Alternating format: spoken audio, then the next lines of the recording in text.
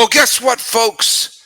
It's that day where people like me are just constantly picking up their phone and hitting refresh, refresh, refresh, refresh. You are Locked On MLB, your daily MLB podcast, part of the Locked On Podcast Network, your team every day.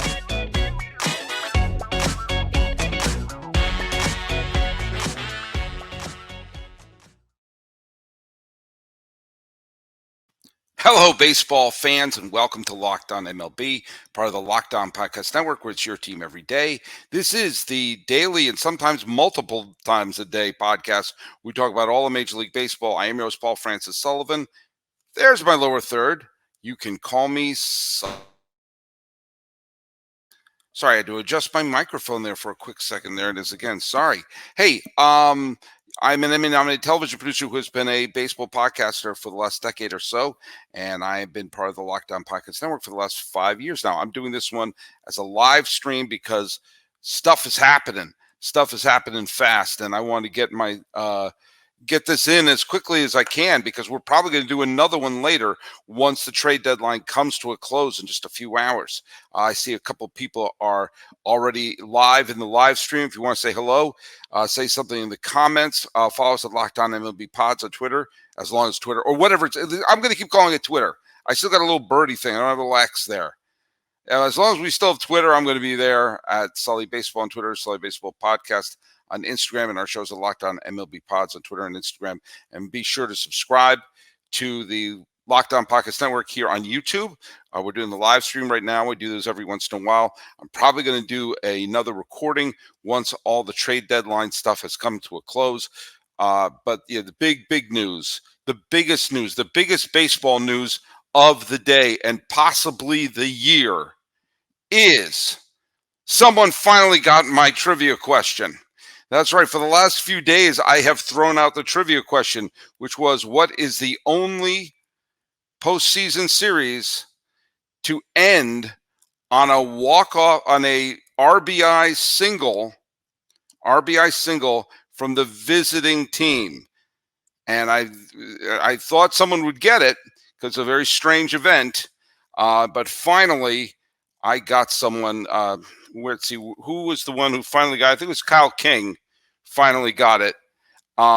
It took place in Game 4 of the 2003 Division Series between the Florida Marlins and the San Francisco Giants. While it was going on, I was in my bedroom in this house, actually, getting myself prepared for my wedding. I was putting on my tuxedo, and my mom and I were there, and we were both listening to the game. Kyle King got it right. What happened was this. The Marlins were winning in an elimination game at whatever it was called, Pro Player Park. Ugueth Urbina, who would be later accused of attempted murder, was pitching. There were 2 runners on base. Jeffrey Hammonds got a base hit that drove in the first run, and JT Snow was thrown out at home plate. And so the base hit by the visiting team, the runner was thrown out at home plate, and Pudge Rodriguez held up the ball. Ergo, the final play of a postseason series was a base hit from the visiting team. Kyle King got it. It's a weird question. I've been wanting to get it off the board, and I have another trivia question already lined up. Okay, moving on. The hit was actually by Jeffrey Hammonds. All right, let's move on to the other big news, which is Justin Verlander. Now, the Mets had been making noise, but the nanosecond they traded away Robertson, they were basically saying, yeah, it's not going to happen this year. And I've said over and over again that I believe this is a smart move for the New York Metropolitans. I do think the Mets are in a situation where they are not going to win anything this year. And if you're not, then you can improve your team for the long haul. This could be a team that is very competitive in years to come, and they have the owner who's willing to do it, willing to pay for it. But sometimes we have seen that throwing good money after bad and not having the intestinal fortitude to say, hey, let's rebuild, is the thing that has hamstrung to many of the New York franchises. How many times have we seen, oh, we spent so much money, we can't afford to rebuild? The Mets are saying, yeah, we can. We can because we will. And they tried it. They tried for big time this year. They brought in Scherzer. They brought in last year. They brought in Verlander this year. They made a bunch of big moves. They didn't work. And so instead of saying, oh, well, maybe Father Time will finally lose and Max Scherzer and Justin Verlander will be back to being their Cy Young selves in another year, the Mets did the smart thing. The Mets did the smart thing to say, well, then it's a seller's market. Let's sell. Let's sell. Now, I thought I would have put my last dollar that I thought Verlander was going to go to the Baltimore Orioles. The reason I thought he was going to the Baltimore Orioles, they're a team that needs that big veteran pitcher in the middle of their rotation. They're a team that suddenly has found themselves in a position where they're not just a potential wild card contender, which I think a lot of people thought they were going to be, but they are a legitimate pennant contender this year. And bringing in a Verlander, even if it's for a short term, could be the little boost that team needed to get all the way to the World Series. Instead, the defending champion Houston Astros picked him up. Now, the Astros are not having the superstar season that a lot of people thought they were going to have. That being said, with all the disappointments they've had this year, with all the players who have not performed at the level they thought they would, with all the injuries they have, we're sitting here, I'm recording this on the first day of August, and they are 1/2 game out of first place with roughly 60 games to go. They have to play 2 games better than the Texas Rangers in order to go back and win the American League West. And if this team wins the division again, then all due respect to Baltimore, all due respect to Tampa Bay, all due respect to Texas, all due respect to Minnesota. If the Astros are the division champion, you would almost have to pick them to go back to the World Series. What it's also done, it has done the thing that people have been wanting to see happen since the Washington Senators moved to Texas before the 1972 season and have been salivating to have happen when the Astros moved to the American League roughly 10 years ago, which was a potential rivalry between Texas and Houston. Yes, there was a year they both made the postseason in 2015. Yes, there have been times they've both been competitive. However, this is a year where it could come down to the two of them. Unless the Angels go on a wild ride, the division title could be between them. And lo and behold, who's the new face on Texas but Max Scherzer? Who's the new face in Houston but Justin Verlander? Former teammates with the Detroit Tigers who went on to win World Series titles elsewhere, met up, had a cup of coffee with the Mets together, split up, and now they're back in the state of Texas looking to lock antlers in what could be the most entertaining potential pennant race of the year. I actually think the best potential pennant race of the year could very well be the National League Central between Cincinnati and Milwaukee, because chances are neither one of those teams are going to have a wild card to fall back on. I digress. This is a smart move for the Mets because they knew, it's not going to happen this year. So why don't we get younger? Why don't we take these chips and get younger and have the spending power? And it's a smart move for the Houston Astros, who had to make a counterpoint to the Texas Rangers. This is a wonderful move for them as they're salivating to get to their 3rd straight World Series title, have a shot to win back-to-back championships. But I'll tell you the other thing. I mentioned this the other day. One of the things that I find extraordinarily interesting is to look back on this trade deadline maybe in 2025 or 2026, because the Mets took 4 veterans, 4 quality players, removed them from their roster: Mark Canha, Max Scherzer, David Robertson, and Verlander. In exchange, they got one of the best prospects from Texas, Luis Angel Acuna. They got one of the best prospects according to some reports, the best prospect in the Astros system, which is Drew Gilbert. They also got a terrific infield prospect from Miami and Marcos Vargas, a solid pitching prospect from Milwaukee and Justin Jarvis, and Ryan Clifford, who's a 20-year-old outfielder from the Astros system.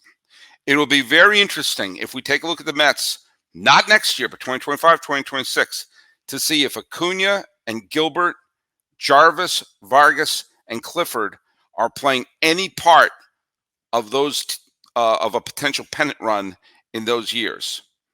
If that's the case, then by all accounts, cutting bait and, yes, doing the thing that I said about a month ago, rebuilding. Maybe not doing a complete teardown, but rebuilding.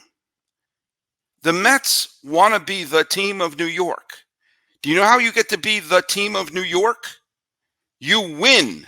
And the team in New York that wins will be the first championship a new generation has experienced in 11 years in the city of New York. Sorry, Major League Soccer, I'm not counting you. And that Met team, if this team wins, will be the team for an entire generation. So yeah, take a step back and look what you got. Maybe, just maybe, in 2025 or 2026, this could be the team of New York. Hey, you want to win some big money here on the trade deadline? Well, keep in mind, when a player makes a impression on a new team, they want to make it a good one. So sometimes there's a little bit of adrenaline. So if you see some of these players who are bouncing from team to team, Scherzer, Verlander, Jace Peterson, whoever it is, that's when you want to cash in using Sleeper. And with Sleeper, you can swing for the fences with 100 times payouts. All you have to do is choose 2 or more players that you like, select more or less from the stat categories like home runs, strikeouts, hits, anyone you want, and get your picks right. You get to win big. And you get dynamic payouts. They're lives. You get more stat categories to put on. Home runs, triples, stolen bases, and all that. And with the dynamic payouts, each player projected now has a multiplier attached to it as opposed to preset multipliers based on the number of legs in a contest. With dynamic payouts also comes more stat categories to place contests on. You can get higher payouts than any other apps with fewer picks. Use promo code LOCKEDON. You get $100 match on your first deposit. Terms and conditions apply. See Sleeper's terms and use for details. Currently operation in over 30 states. Check out Sleeper. When should you check out Sleeper? I'll tell you when you should check out Sleeper. Check it out today.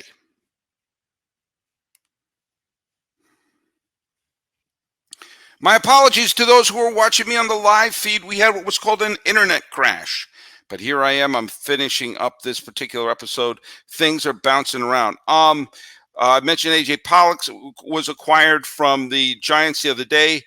Sam Moley was picked up by the Reds. In case you don't know who Sam Moley is, he's a left-handed relief pitcher.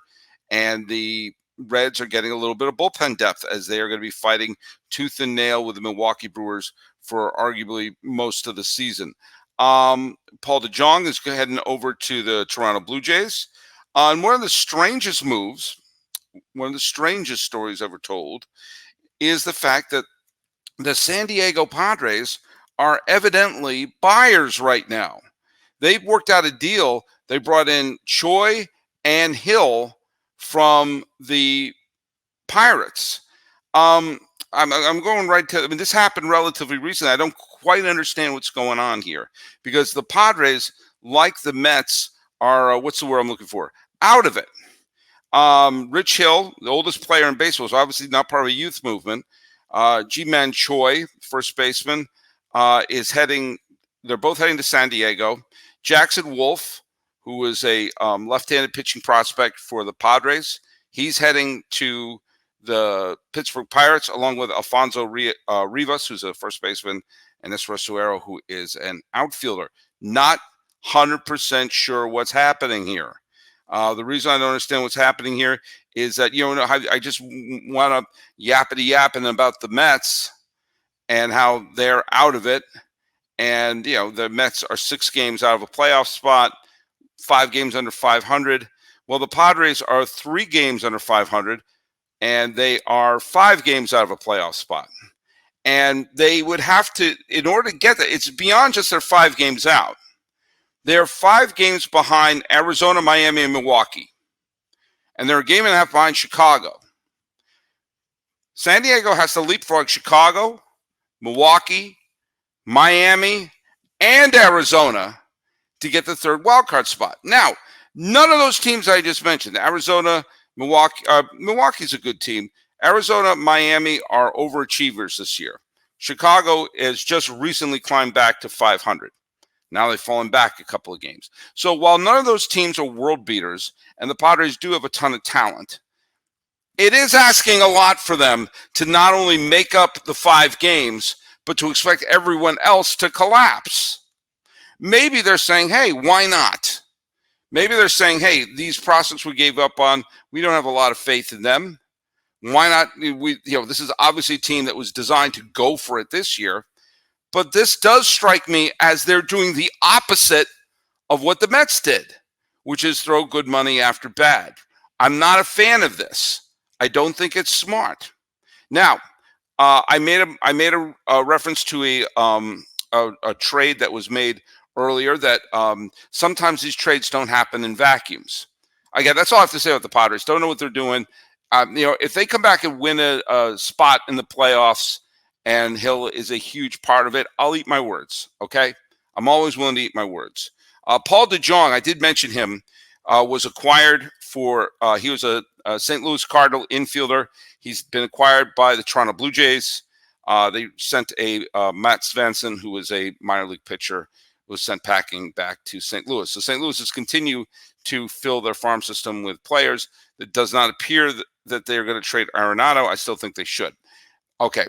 The reason the DeJong trade happened to Toronto is that Bo Bichette, I almost said Dante, Bo Bichette injured his knee. And it looks like he's probably going to miss the rest of the season. Or if he doesn't miss the rest of the season, it'll be kind of stunning. And, Bichette had a right knee discomfort, was taken out of the game, had to be helped off the field. And with the Blue Jays hanging on for dear life for a playoff spot, they made the deal for DeJong. I'll tell you why I like this trade. Am I saying DeJong's name right? I think this is one of those players whose name I see in the box score and I never say it out loud. So I'm going to go to baseballreference.com, the single greatest website in the history of the planet Earth. Sorry, everyone who's big Cardinal fans. I don't say the man's name that often. But the Blue Jays are doing essentially what the Atlanta Braves did a few years ago, which was, look at DeYoung. Sorry, DeYoung. My bad. Everyone can yell at me at Sully Baseball on Twitter or whatever they're calling Twitter these days. I'm sorry. It's one of those. I've never said DeYoung's name until just now. They're doing what the Atlanta Braves did a few years ago. There's a hole in the team. Dear Liza, there's a hole in the team, and they're filling it with a major leaguer. And DeYoung, have I never said his name until just now? If I feel badly about it, but I realize I don't say his name often. He was an all-star back in 2019. He's not been very good the last couple of years, but he's a major leaguer. Make sure there's a major leaguer in that position. This is what the Braves learned when they acquired Jorge Soler and Eddie Rosario and Jock Peterson for the stretch run in 2021. Of course, they would rather have had Ronald Acuna and Marcell Ozuna in their outfield for the pennant run. But they didn't, and they had a major leaguer there. And in the end, that was all that was important. In the end, that's all they needed to do.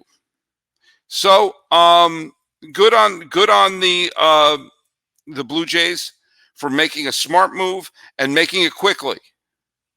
Another big move today happened. Jake Berger was traded to the Marlins. Interestingly, Eduardo Rodriguez, who was part of the Red Sox team that beat the Dodgers in 2018 under suspicious circumstances, Rodriguez vetoed a trade to the LA Dodgers. The Dodgers need pitching help. Former Red Sox Eduardo Rodriguez is pitching with the Detroit Tigers, and you know what? It basically looked like it was a good fit. And for reasons I don't understand, he vetoed the trade. Probably more on that coming up soon. Another interesting move involved the Philadelphia Phillies and Michael Lorenzen. Michael Lorenzen is going to be going from the Detroit Tigers to the Phillies. The Tigers are setting an infield prospect Philadelphia's way. But with Lorenzen, the Philadelphia Phillies are acquiring someone who has been a solid pitcher for the Detroit Tigers, was named to the All-Star team this year. The former pitcher for the Cincinnati Reds. He's been an effective starting pitcher for a up and down Tigers team, and now he finds himself smack dab in the middle of the National League wildcard race. Again, an example of the Phillies need to have a little pitching depth. Hey, they got someone who was playing on the All-Star team just a few weeks ago. That's not so bad. This is all a lot of fun. I'm probably going to be doing another show maybe later today or tomorrow morning. But I got to tell you, I still think my method of what to do for the trade deadline is the best way to do it.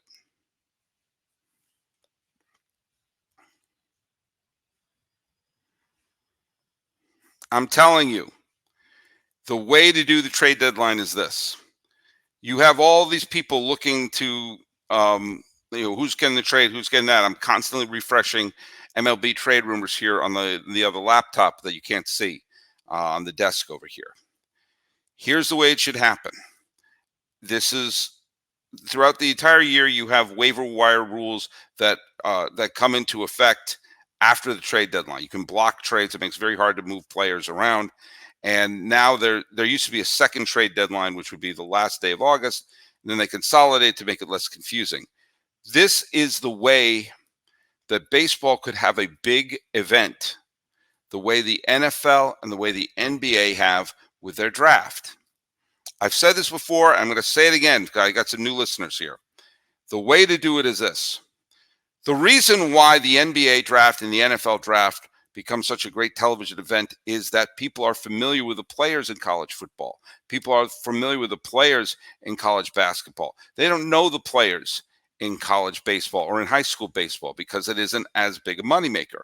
Also, the players who get drafted spend 1, 2, 3, sometimes 4 or 5 years in even the stars in the minor leagues before they finally make a big breakout in the majors. The ones who go basically from high school or college almost directly to the majors, the quickest you're going to do it is 2 years. That's the fastest. And you're never going to do it that way because they want to make sure you're prepared each way up along the way.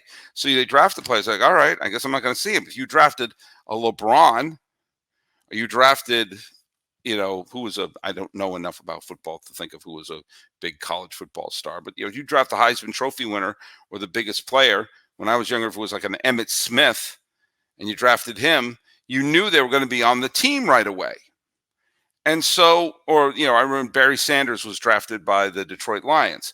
You knew he was going to be playing on the team that year. You knew when, Allen Iverson was drafted by the Philadelphia Sixers, you knew he was going to be playing on that team. Bryce Harper took a few years before he saw a single game in a Washington Nationals uniform. But it's fun to have the speculation of we need this, we got to draft that. Can't have that in baseball, but you can have that with trading. It's been a part of baseball fandom since almost the time when Abner Doubleday didn't invent the game. Hell, look at what was our sponsor earlier today was Sleeper. That was all about, picking this player, picking that player. When we did So Rare, not a sponsor today, it was about trading players, trading baseball cards, trading players in your fantasy baseball. That whole mentality of, I want to trade this player for that. 3/4 of sports talk shows or the texts I get or the messages I get here are, they need to trade for this player. They need to trade for that player. I was doing just the other day is that, the Orioles should be trading for Justin Verlander. So the draft for those other sports is the time to say, we need this player from college football. We got that player from college. They should have drafted this. You can create an event like that for baseball.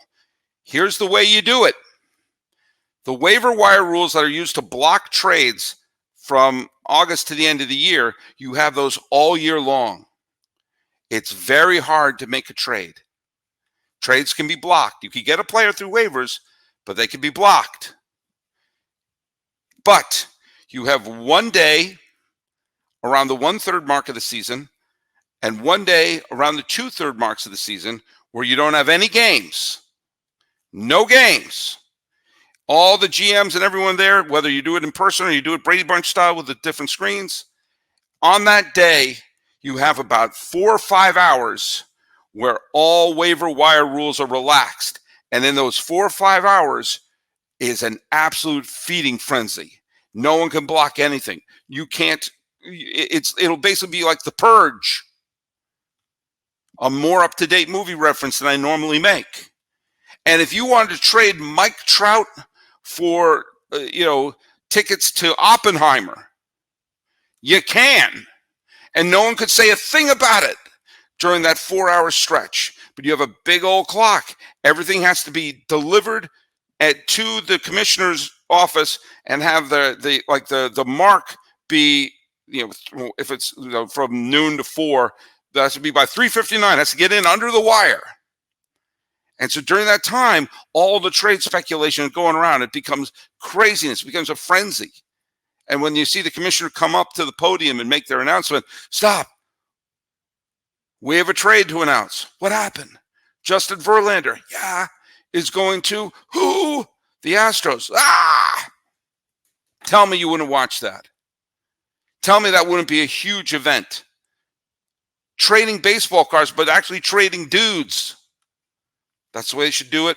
I think it would be a lot of fun. I'm having a lot of fun doing this podcast. Try to do it live. Technology conspired against me. But go to Locked On MLB. Oh, new trivia question. Try to get this earlier, okay? One person, one Hall of Famer, has checked all of the boxes on their resume. And he's the only person in the world to do all of these things, to put all these things on his resume. He's a Hall of Fame player, multiple MVPs, World Series MVP, Triple Crown winner, and won Manager of the Year. Only one person has made it to the Hall of Fame, won the Triple Crown, won more than one MVP, won Manager of the Year, and was a World Series MVP. Tell me who that was, and hopefully it won't take a whole week of guesses. Follow us at Locked On MLB Pods on Twitter and Instagram. I'm your pal Sully. I'm at Sully Baseball on Twitter, Sully Baseball Podcast on Instagram. Jumping in before the trade deadline ends, and who knows what news we're going to get. This has been Locked On MLB, first day of August 2023. I'm your host, Paul Francis Sullivan. Please call me Sully.